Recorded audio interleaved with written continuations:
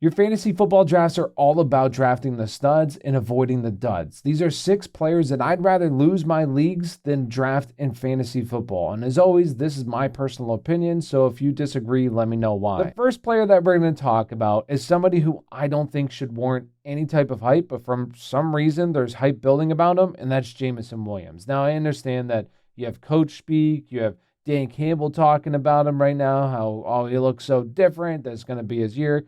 We hear this all the time. What has Jameson Williams done on the field to warrant any type of hype? Nothing. His first 2 years in the league, he hasn't even cracked 400 receiving yards. Now, I know people will say, well, his first year is coming off torn ACL. Sure, we can discredit that year. What's the excuse last year? What's the excuse? I think last year he started on the PUP, so maybe people are going to use that. But throughout the season, later in the season, he should have gotten healthier and done something. He did nothing. And the worst part about it is we have a quarterback in Jared Goff who over the past 2 seasons has had the second most passing yards in the NFL. Who is he going to out-target in this offense? Is it going to be Amon-Ra St. Brown? Definitely not.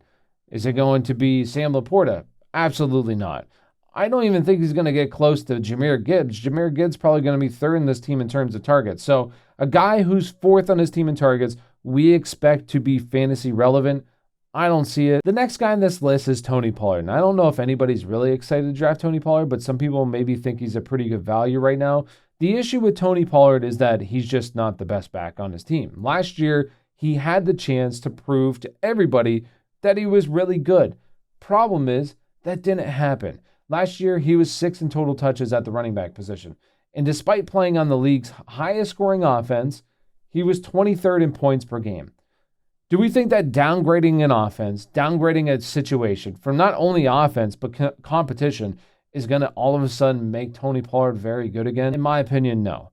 He's an older back now. He's not the same player he once was. Last year, when we're looking at Tony Pollard and Tajay Spears, amongst running backs who touched the ball, had 100 or more total touches.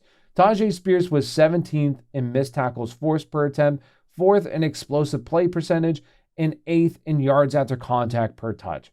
Tony Pollard, on the other hand, was 49th, 28th, and 40th in those respective categories. Tajay Spears is the guy you want here. Tony Pollard can't get into the end zone. That was pretty evident last year. Maybe Tajay Spears will be able to. Tajay Spears is a better back out of the backfield. So potentially what you could have here with Tajay Spears is that he's the guy that they prefer on 3rd downs and passing downs on a team that's projected to throw the ball a lot more than what they have in years past, and maybe even be the guy that they prefer in the red zone because Tony Pollard just doesn't score. So Tajay Spears is a guy that I like to target, and Tony Pollard is the guy that I like to fade. The next guy on this list is Devin Singletary. And I understand that some people, I don't even want to say once again excited, but I understand that some people like to draft him because he could be this team's workhorse back. He's playing with Brian Dable, so maybe that gives him some extra security there because these two guys are familiar with each other. There's nobody else really in this backfield for competitions except Tyrone Tracy later in the season. So people think that he's going to be a bell cow on this offense. The issue that I have, we've seen Devin Singletary. Devin Singletary played on one of the most prolific offenses in the NFL, and he never finished inside the top 20 at the running back position. Last year in Houston, I know people are going to be like, well, last year he was pretty good.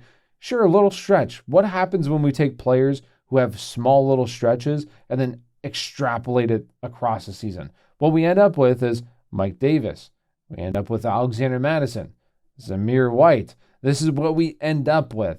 So the problem that I have with Devin Singletary is just, what's the ceiling? What are we looking at here? Maybe can he be a high-end RB2? I don't even think he can be. I think the best case scenario is probably finishing right around RB20. Why draft that guy that we already know what his ceiling is? I just don't see why anybody would want to draft Devin Singletary. I'd rather take a chance on a guy like Zach Moss in a good offense that maybe he is the workhorse back than Devin Singletary. I just think there's a lot better options out there than him, and he's a guy that I would want nothing to do with this season. The next guy on this list is Jake Ferguson. I see a lot of people like drafting him as their tight end, think he's a pretty good value this year. To me, last year was the good value. He wasn't being drafted in a lot of leagues. And maybe if he was drafted in your leagues, it wasn't until later in the draft that people were actually taking a shot on. So yes, when you could add him off of waivers or just as a free agent, and he's outproducing Kyle Pitts last year that you were taking in like the 3rd, 4th round, then absolutely this looks like a guy that's very appealing. Like, yes, I want to draft this guy again. But the problem is that when you actually look deeper into the stats, we see a player who, for right now, being drafted in the 7th and 8th rounds, we want this guy to potentially finish as a top 5. Really, for a tight end, you want him to finish as top 3 at the position. I don't think that he can do that. The reason being is last year, Jake Ferguson had 0 top 3 finishes at the tight end position, weekly top 3 finishes. He had just 3 top 5 finishes and just 6 top 10 finishes for the whole season. And this is despite playing on the league's top scoring offense attached to a quarterback who led the NFL in passing touchdowns. Jake Ferguson will not win you your weeks. Can't do it. He's not that type of player. This is not a guy who's going to be a fantasy league winner for you. Just draft Cole Kmet, who averaged more fantasy points per game than he did last year, and he's going rounds later. Even Dallas Goedert in home leagues will go a few rounds later. Draft him. Take a shot on Pat Freiermuth. Pat Freiermuth has averaged right around 10 fantasy points in his career, gets an upgrade at the quarterback position. Maybe he could break out this year. Jake Ferguson, best case scenario, he pushes for top 5. He's not going to be top 3.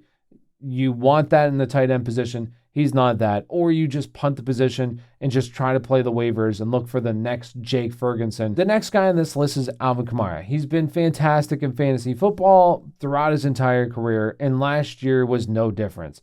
I want to say he averaged the 3rd most fantasy points per game, over 17 fantasy points per game last season, but now he's 29 years old. 29 years old, whose efficiency has been going downhill, and last year, it once again, each passing year, is reaching career lows.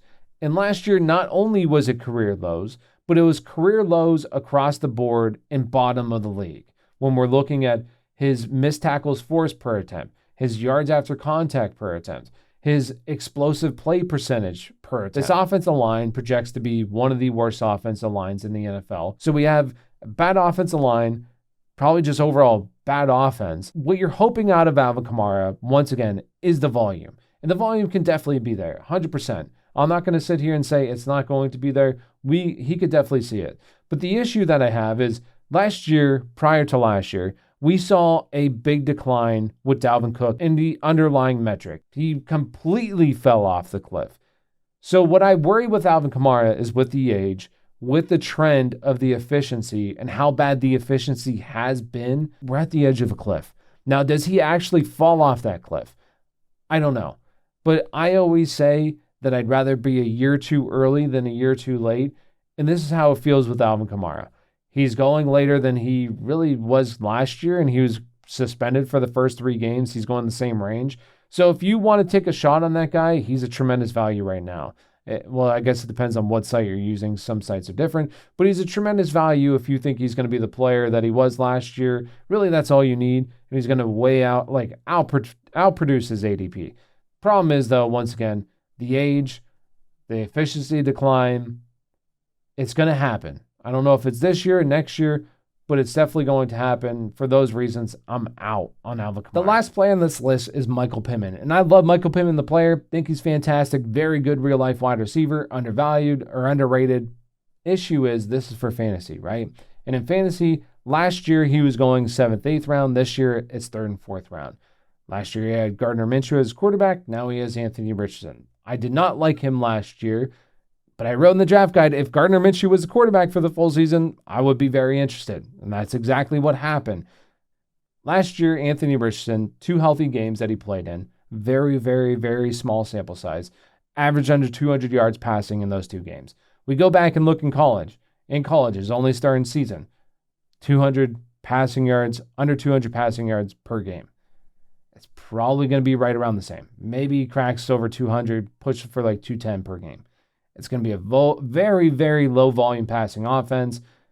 Probably not a whole lot of passing touchdowns here. The other problem with Michael Pittman is just he's not a deep threat target. He has a low ADOT. He's closer to the line of scrimmage. He's a volume-based wide receiver. He's a big target, big-bodied wide receiver that should score a lot of touchdowns. It's probably not going to happen with Anthony Richardson in the center and just see a lot of volume in terms of receptions and targets. So for me, I'm just out on him due to where he's currently going. And maybe Anthony Richardson surprises us, throws for a lot of passing yards this year. I just don't think it's likely. I think this is a very, very run-heavy team here in Indianapolis. And that does it for the video. If you enjoyed the content, think about hitting that subscribe button. Also, follow me across all the other social medias if you enjoy the kind of content that I make. So I appreciate you all for watching. Once again, let me know who's somebody that you're fading this fantasy football season. Peace out, people. Have a great rest of your day.